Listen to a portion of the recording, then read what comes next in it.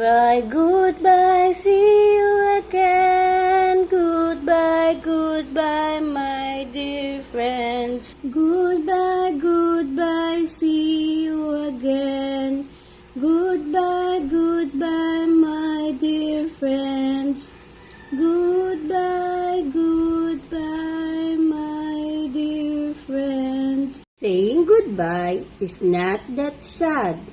It is indeed a good start for a new beginning for all of us. Friends in school, they are always with me during happy moments or when I am sick. Also help me if I have difficulty with our activities.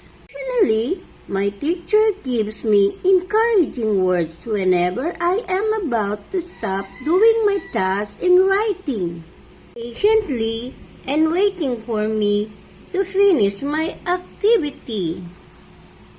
This, I like to understand and finish my task, which is why I find math to be my favorite subject. Thus, I learned many things while we were having our lessons.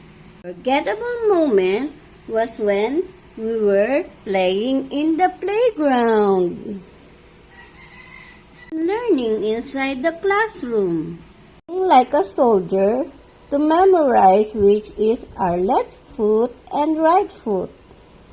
I want to say thank you to my parents and Lola for the things they have done for me. Teacher Mariel, thank you for providing us a quality education. We are truly grateful. To my classmates and schoolmates, study well and always wear a smile on your face. Pleasant day, everyone. I am Keisha Ayana D. L. Enriquez, a kinder completer.